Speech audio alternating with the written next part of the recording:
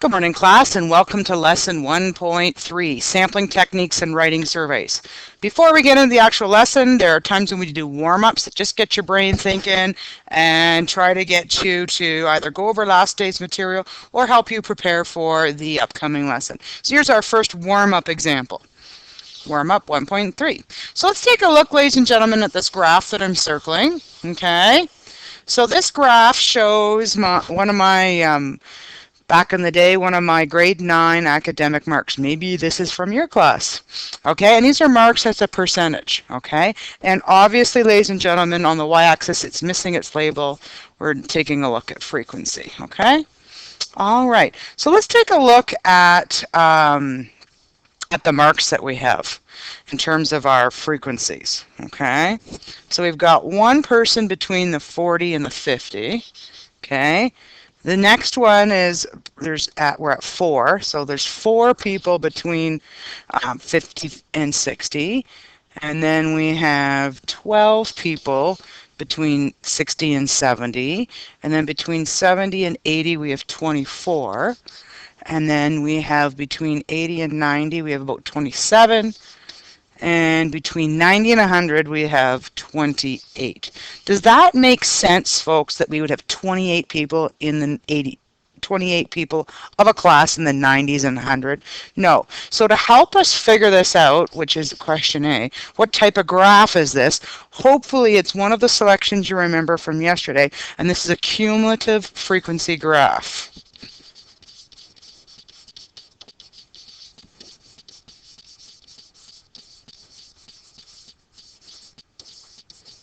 Okay, why is that? Because in a typical class I wouldn't have that many people, and you wouldn't have such a high success at that, the 90 to 100. What you can do, folks, is though actually see what would that look like. So if I took the first differences, so I took the difference between 27 and 28, that's a change in 1. 24 and 27, that's a change in 3. Take the lower, subtract the upper, that's 12, and that's 8, and that's 3. So really those are the changes. So I've increased by 3, okay,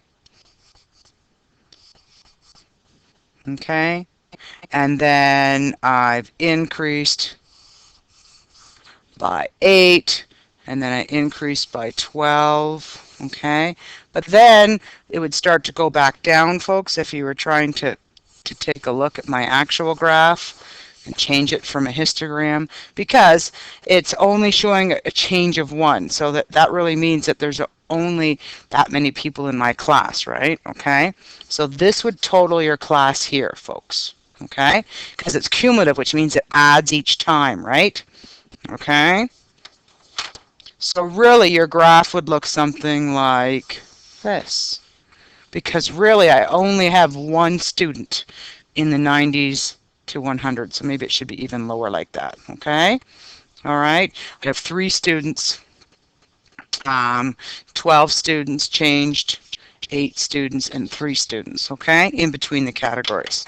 All right, how can you tell? Well, you can tell this is a cumulative frequency graph because it is always increasing. Yep, spelling mistakes, right? Always increasing. Okay, and what are the intervals? Well, I think you've got them figured out, hopefully. You've got 40 to 50, 50 to 60, 60 to 70, 70 to 80, etc. And folks, notice that they've just shown you the midpoint. Okay, and what are these in, folks? Marked as a percent. So make sure you throw your units in there. All right, so let's just go over what type of data is it. Well, is it, well, first of all, it deals with numbers, so it's numerical. Okay, and is this discrete or continuous? Well, when we have marks as a percent, we round them to the nearest percent, so it is discrete. Okay. All right, how could marks be categorical? Where I assign a category. Well, other teachers do this in other subjects, but to make it categorical, it could be levels, right? So on your modules that you'll do for me, folks, I will assess you on levels, okay? Because it's interpretive. You can have the right answer and be different than another peer in your class. It depends on how you explain it, okay? All right, there's a warm-up. Let's take a look at our lesson here now. Okay, so sampling techniques. Oh, I apologize, I went twice. Okay, so sampling techniques and writing surveys. So attached with your first module, you will be taking a look at creating a survey. Okay, and you will survey peers in the school, and you will figure out, based on some of these, what type of technique you want to do. All right, so what we're trying to do today, folks, is to demonstrate an understanding of a variety of sampling techniques. That just means ways you can find your data. Okay?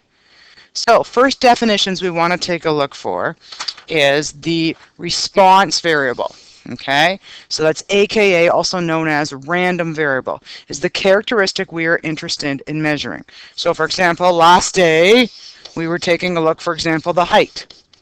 Okay, and the height was on the x-axis. Okay, so it's your independent variable. Okay.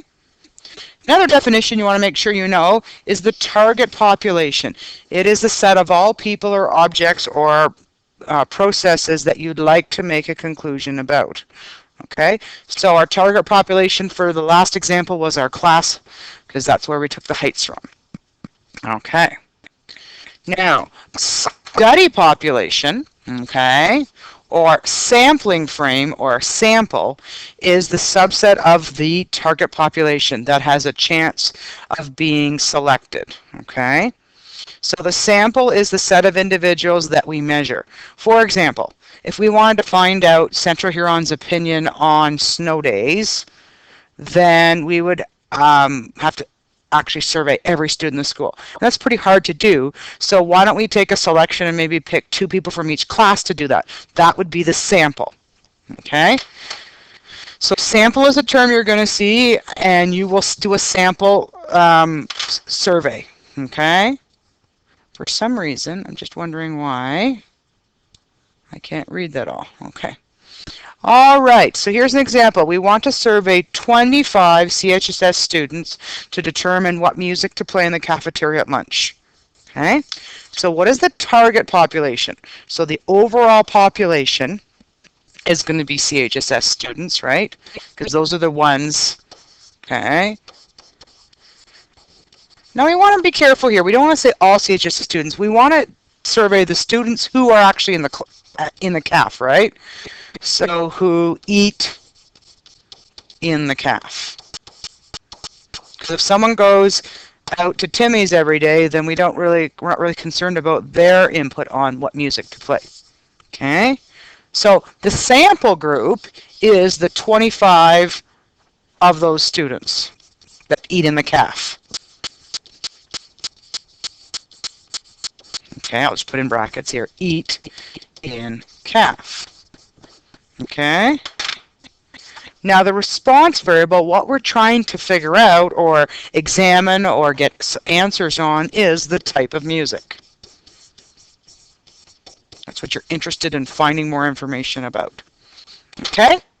Now, there are many different ways that you can sample a population, so let's take a look at the types of samples. Okay?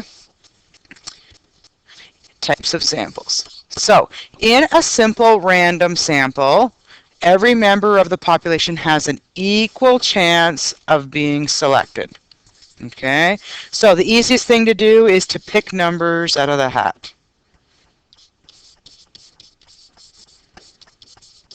So, at some assemblies, you guys are given tickets, and the numbers are called for prizes. Okay? Everybody there has equal chance because they each have 1 ticket. Okay? Another one is called a systematic sample, where members are selected at regular intervals. Okay? So maybe if you're in a battery company, you don't want to test everybody, but maybe you test every 100th or 1,000th battery, for example. So people in the industry that have manufacturing lines that build stuff, they have to test their products. So this is what most companies use who create products. Okay? And it says we can improve a systematic sample, okay, by randomly selecting the starting point.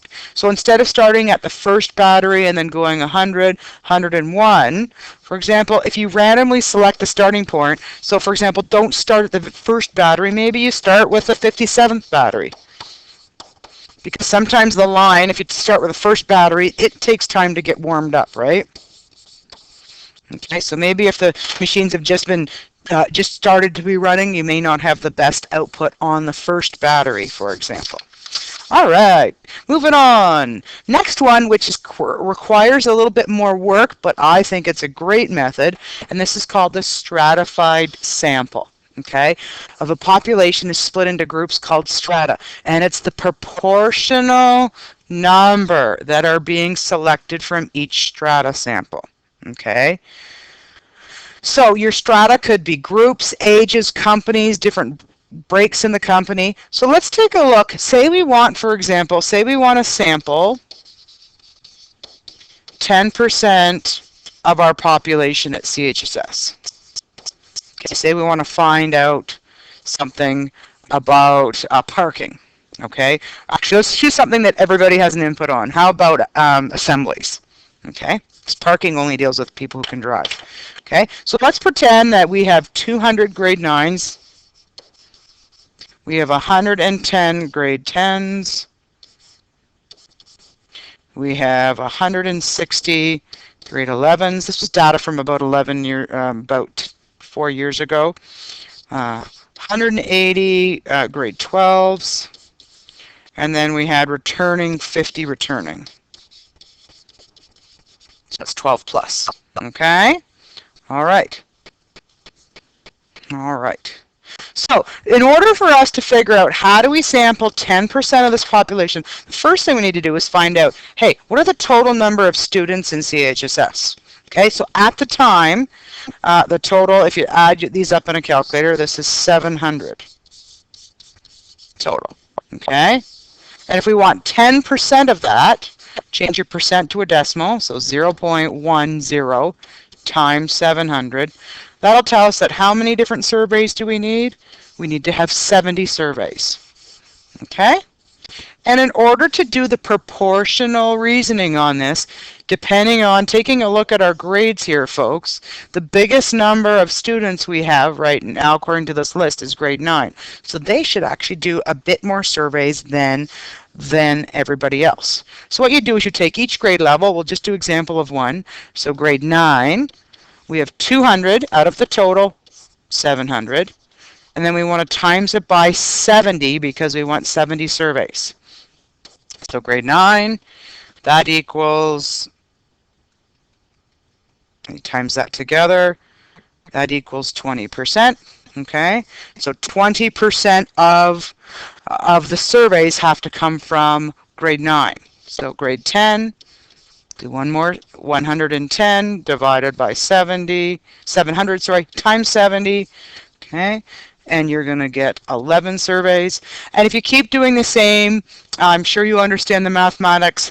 So for grade 11, it's going to be, you can do the same, just plug them in your calculator. So grade 11 is going to be 16, grade 12 is going to be 18, and returning, that's going to be a smaller amount. That's going to equal 5. So when you're done, folks, add up or total all your surveys here, and you're going to have a total of 70. Okay, so it's proportionally equal, like it's divided out with a proportion. So the highest number of surveys goes to the highest population. Okay, it's a great way to get an accurate result. However, it does require some mathematics. Okay, you may choose to do that for your survey as well. Okay, a cluster sample is a group that's randomly chosen, then all or most of the members in that subgroup, okay, of the strata are surveyed. Notice it's important for the chosen cluster to represent the target population. Okay, so for example, if Tim Hortons is concerned about customer service, how are they doing to meet customer service? Who do you think they would get to complete the survey at their company? Okay. Okay, so well, there's two people that deal with the public. Okay, so the cluster would be the cashiers, okay, and the managers. Those are the people who deal with the customers. However, bakers or dish cleaners or sandwich makers not always deal with them. So you would the cluster group for Tim Hortons would be cashiers and managers. All right, moving on, multi-stage sample. And this is something that we will all be doing with our module, okay? Because you want to survey CHSS students, but that's too much. So you're going to take the large strata and you're going to randomly select it. Then you're going to use a smaller strata, okay? So for example, maybe your module that you have to, or your project that you're going to do deals with people with physical activity, okay? So although the largest strata is Central Huron students, okay? The smaller strata is going to probably be those taking phys ed, right? And then you're going to individually select individuals from that because maybe you want just focus on, grade 10 fitness and grade 12 fitness. It's up to you to decide, okay? So make sure you're doing that. So first of all, here's an example we can take a look. Okay, so if we wanted to know something about the general population, okay, so what's teens' favorite music? That would be all Ontario students. Okay, that's the population. Okay, then the large strata, okay, could be the school CHSS. Okay, and then breaking it down into a smaller strata. Okay, that could be a specific class. And then the individuals would be the actual students. And of course, it's pretty hard on days to get every student in a class to do it because there's appointments, activities, people are sick. So that's kind of the breakdown. And please note for your project, you'll be doing that to some degree. Then you decide basically within here how you break that down into what type you do. All right. So ladies and gentlemen, the next time we're going to take a look at important definition, and when you become a homeowner, you're going to have to do this. It's called the census. So it's all members of the population are surveyed. In Canada, you have to do it every 4 years. You have to complete a huge booklet to help the government plan for maybe adding schools, closing schools, etc., planning for development, roads, etc. Okay? And remind me to show you in class the census because it's a big document you have to complete. Okay. Another one, ladies and gentlemen, voluntary response sample. Okay? The researcher invites responses from anyone in the target population. So the coolest things here we have are American Idol or Canadian Idol.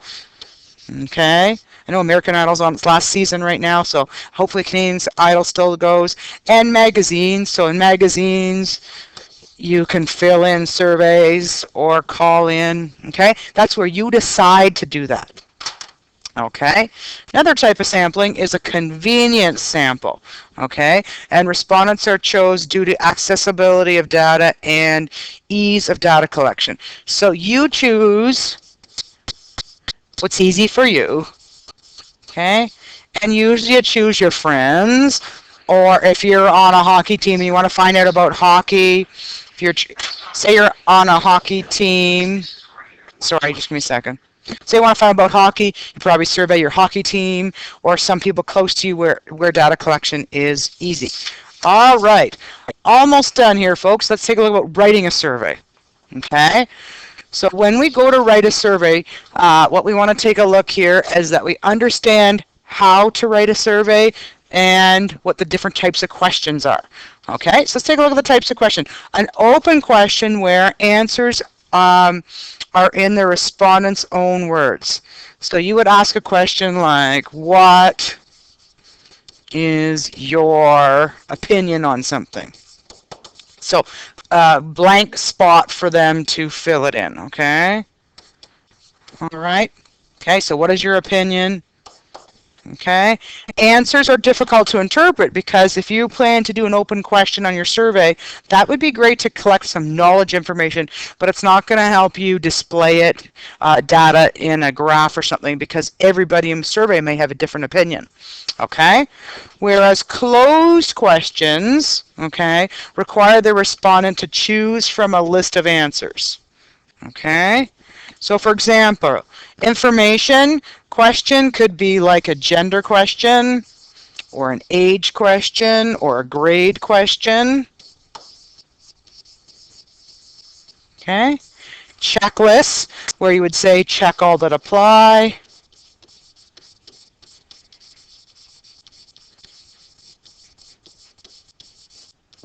Okay, a ranking, so that's where you would have a scale maybe from like 1 to 10. Sorry, scale of 1 to 10. And when you do your scale 1 to 10, make sure you tell us, you know, 10 is awesome or 10 is great.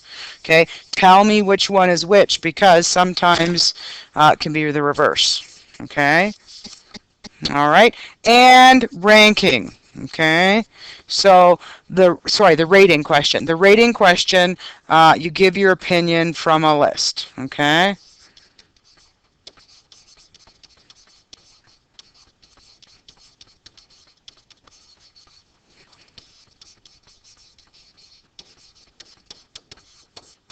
Okay, what attribute do you think we most need to change in CHS to make it a better place for everybody? Example. All right, let's take a look at ranking versus ratings, because these get confusing when you're doing surveys, so I want to make sure everybody understands these. Okay. All right. So, what type of question is circle the choice that best describes your attitudes towards country music? Okay. So taking a look at this, the type of data we have, folks, first of all, these are different categories. So this is categorical. Okay, and is it in order? Yeah, it is in order, because you either enjoy it, you somewhat enjoy it, you somewhat dislike it, or you dislike it. So it's ordinal, because it's in an order. Okay. Now, the rating, what we're trying to rate here, folks, is the country music. Haha, sorry, spelling. So, country music. Okay, whereas the ranking, okay, is the group. Okay, so you rank in order.